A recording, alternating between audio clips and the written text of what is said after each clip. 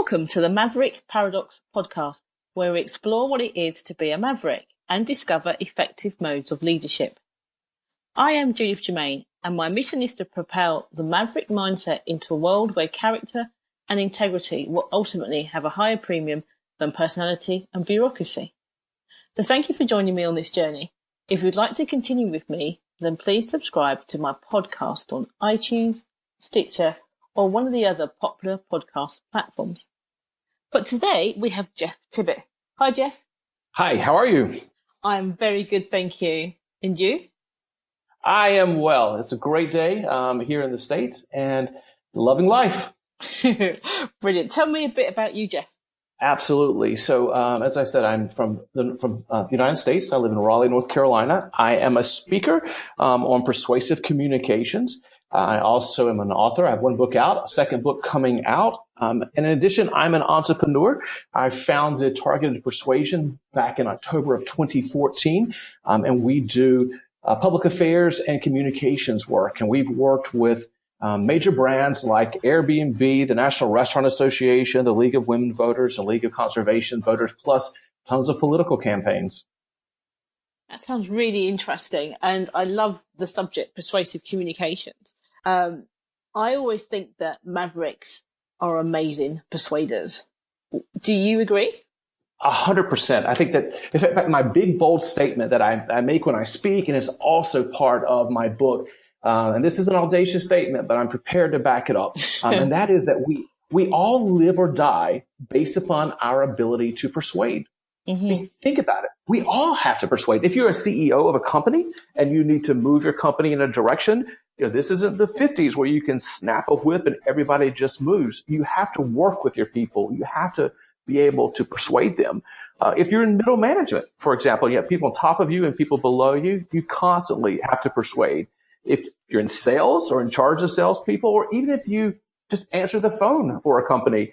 I also, jokingly say that if you don't want to live alone for the rest of your life and you want some companionship, you've got to be able to persuade. So I think that we all live or die based on our ability to persuade. Yeah, and it just occurred to me that when you're saying persuade, I'm thinking influence. And I think in the way that we both talk about those two things, they're interchangeable in the way we're talking about them. Because I would also say, you live and die with the ability to influence, and it's kind of similar, isn't it? It is very similar. I see a lot of congruency with the two words. And a big part of persuasion is being able to influence. In fact, one of the chapters in my book, I talk about becoming a person of influence, becoming a thought leader, becoming the industry expert. And in that, I discuss how you build yourself up, how you promote yourself, and how you set yourself up to be an influencer, to be the industry expert, which is a big part of persuasion, right? If people already know, like, and trust you, they're more likely to come along and follow whatever it is that you're working with them on, whether it's in sales or a product or whatever that happens to be. If they already trust you and they recognize you as you are the expert in that, I think it's a magical leap. It's a big jump that people can make to quickly go over and begin to trust you as an influencer or as a persuader in their life. Yeah, to me, that makes perfect sense. In my book, I talk about socialized mavericks. For me, there's four types of individual. You've got your conformists, you've got your maverick behaviorists, you've got extreme, and then you've got socialized mavericks. A maverick behaviorist is a conformist who has been forced to or have chosen to become more maverick, more willfully independent to get what they need. And then you've got the two types of mavericks, which is more personality driven. So they'll maverick all the time. So a maverick behaviorist is only maverick at work. And then they go home and they're like, yes, dear, what do you want me to do? I'll do that. Whereas socialized mavericks and extreme mavericks, they're just maverick everywhere. They're just like, no, persuade me. So that's, and I just sort of think that, I say with the socialized maverick. So the difference between the two is all mavericks have the same attributes and the same capabilities, but an extreme maverick takes those attributes and capabilities and brings it inwards. So you give me loyalty, you do what I say, you get me this. Whereas socialized mavericks take the same things and push it outwards and to work to the greater good. So together we will do this and I will help you do that, which is the difference between the two. And I say one of the ways, the first ways that a maverick, well, both types of mavericks, begin their influence is to become an expert first. A subject expert. That's their first point. It's build everything to become the expert. And then from there, they'll radiate out different specialisms, but they'll start off with, I'm a expert in my field. So, that's what they'll do. Expert leadership first. Yeah, absolutely. And I enjoyed very much reading your definitions and understanding, how you group these into categories and just kind of self-examining, looking at myself. I feel like I fit really well in the socialized one because, as you could tell from my book, finding the common ground there for me is extremely important, and finding the win-win in all of this. But even for myself and what I do, I need to be perceived as the industry expert in persuasive communications. You have something very similar in your space. So that's part of what I like to help people do is understand, what do you do?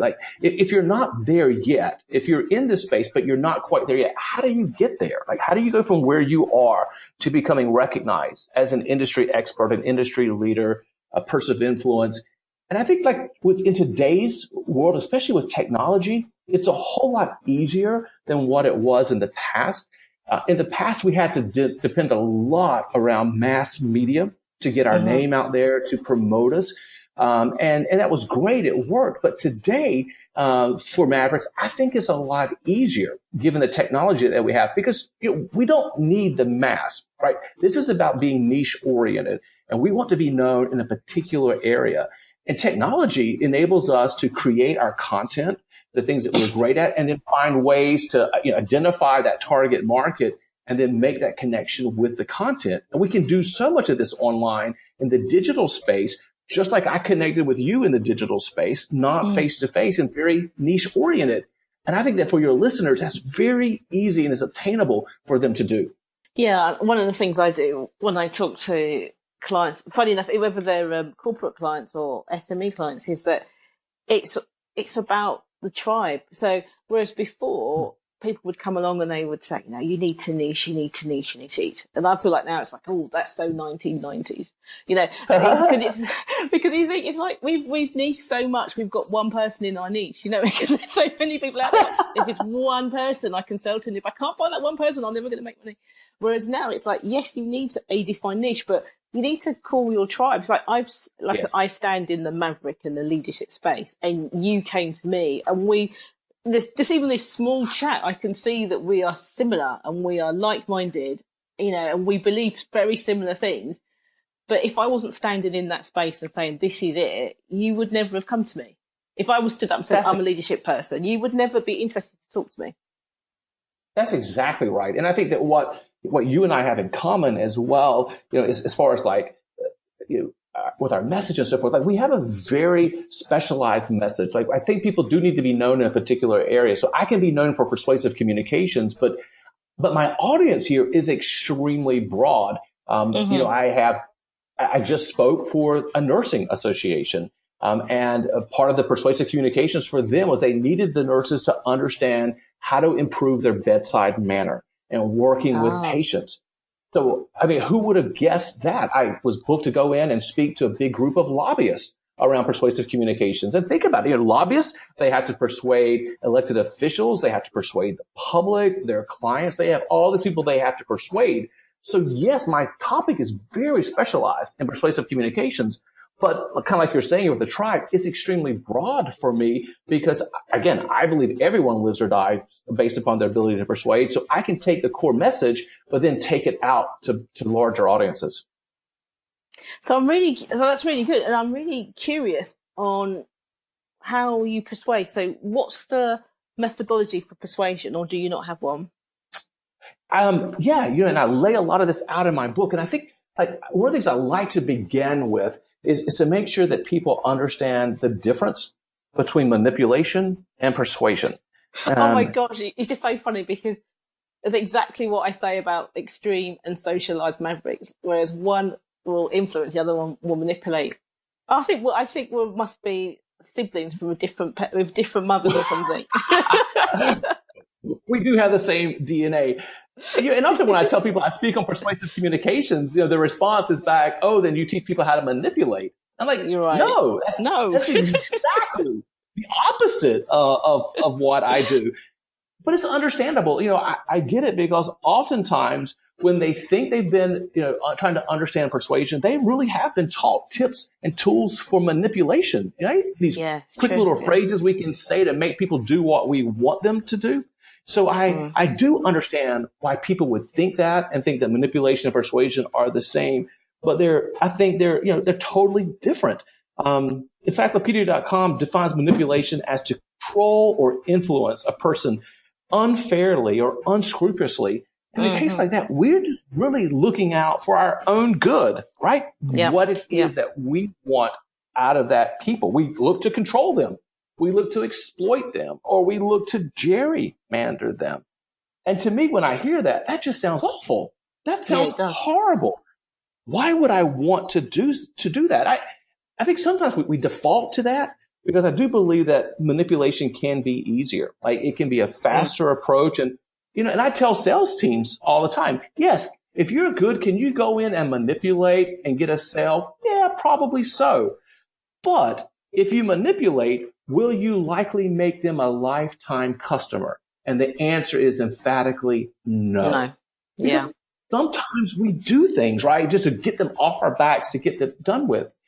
But in the case of sales, we know that for companies that the acquisition cost of a new customer is one of the biggest expenses for a company. So why would you go to all that trouble to find the client that you want and then manipulate them and turn them off so that they turn away from you, instead of building, tribalists that are lifelong loyalists to you because you found that way of working together?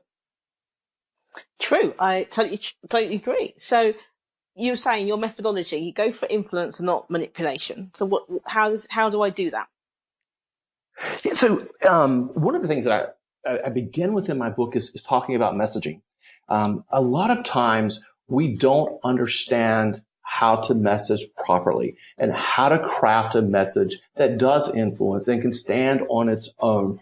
Oftentimes we're into this big, huge explanations. We've got all the facts, we've got figures, and we don't understand the language of persuasion and how we craft it. And I think this applies out whether on a phone conversation with someone, if you're writing website content, if you're talking on a podcast, whatever, understanding how to craft the message. And for me, it begins with a very simple message that's easily understood.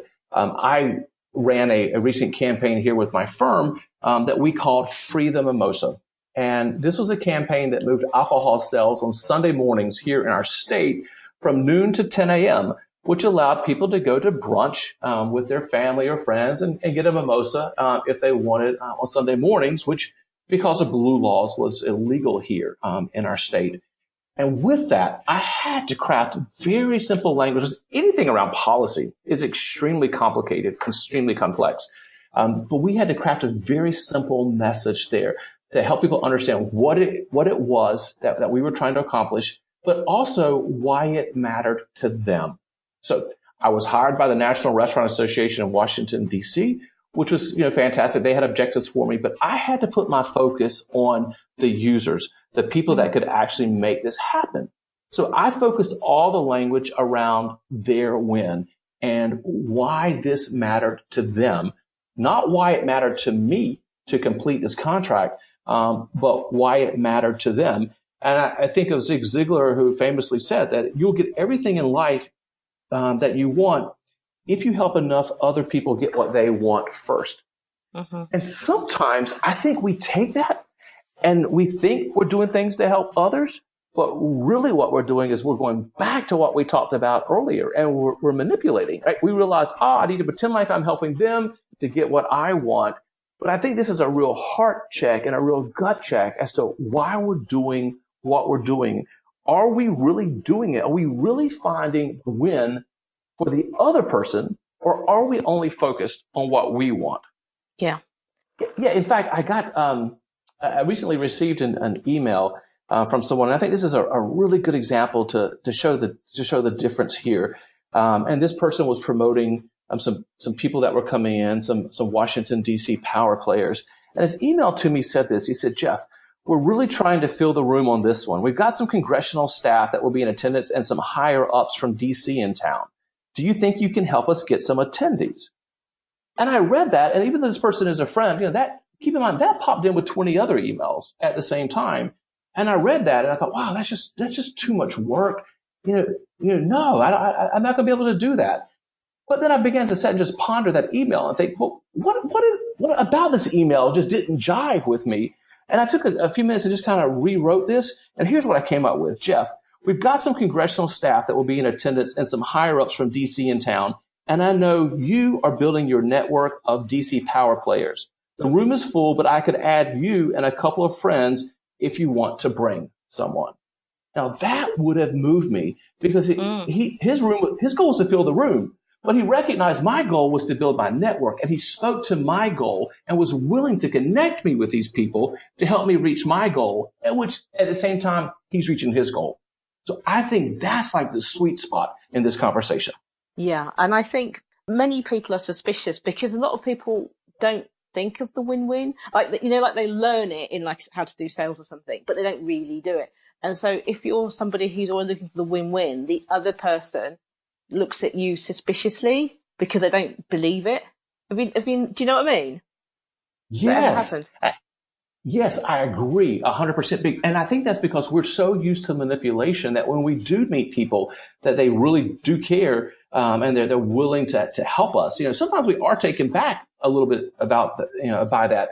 But I think that over time, you really began to look at a person and understand the person, and realize that their focus really is on helping other people.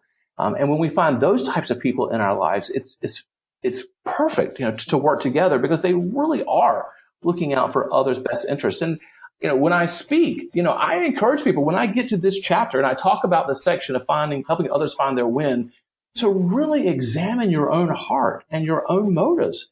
And if you're that person who is just pretending to help others to get what you want, you've got to turn that around, and you really need to develop a love for other people and a desire to see them win and a desire to see them succeed. For me, it's just like being a father. I have 3 kids, 2 are biological, and I adopted a baby from Haiti.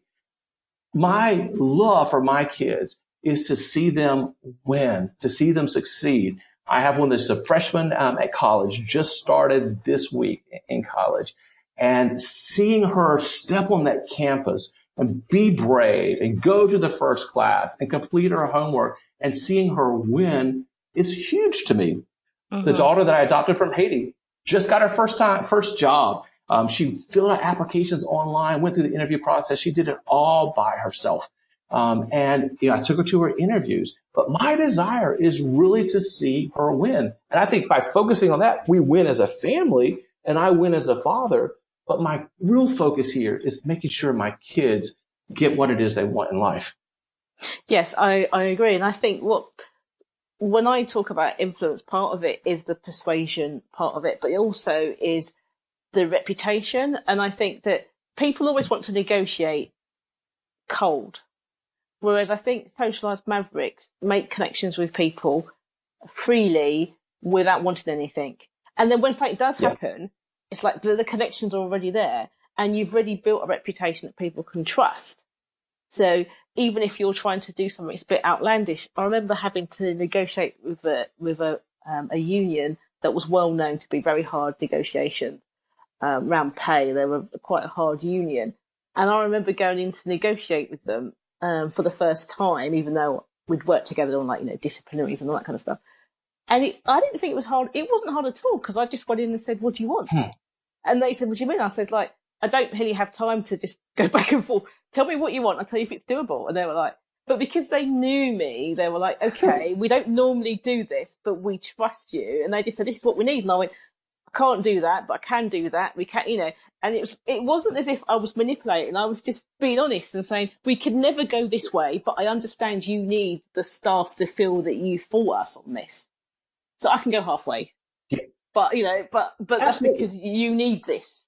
But what we need from you But it was a very open, and it was probably really quick negotiation, but it was fair on both sides. Do you know what I mean? It was like, yes, we got what we thought we could afford, and you've got what you think the people need. Neither of us got what we really 100% wanted, but we can go with our heads high and we can support the union and say, we're happy to have worked with you because you've got the best deal for your client base, and we've got what we can afford to pay. Absolutely. And I advocate all the time when I speak and when I write that as we're moving people along in this process of influence or persuasion or whatever we want to call it, that they all go through 3 phases, and you can't skip any of these. You have to go through all 3 phases, and it's know, like, trust, right? If they don't know us, we can't begin the conversation. So we have to make sure we get our exposure out there, that we have our brand awareness out there. They have to know us. And the second thing is they have to like us. And a lot of times people will look at our social profiles.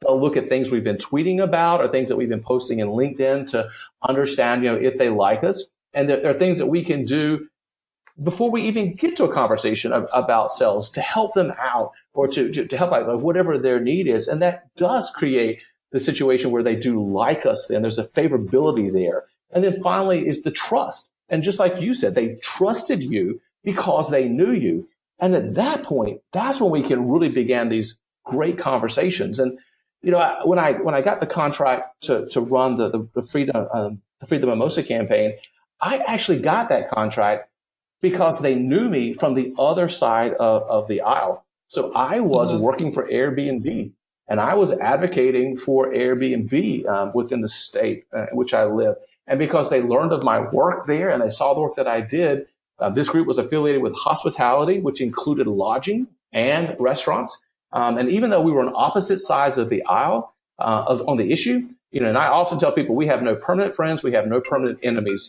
Don't ever make enemies of people if you don't have to. But because they saw me and they saw how respectfully I treated them, they hired me to come to the other side and work once the contract had ended. So it matters. Every single step and all of our actions, each one matters to people. Yeah, so would you say that's what your 3 steps of persuasion is? Know, like, and trust?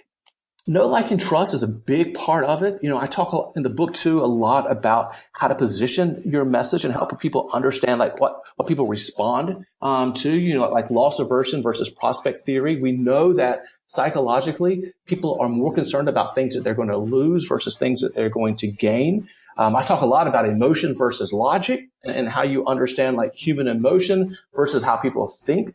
I also talk to example of what you just gave. I talk about binary versus non-binary options.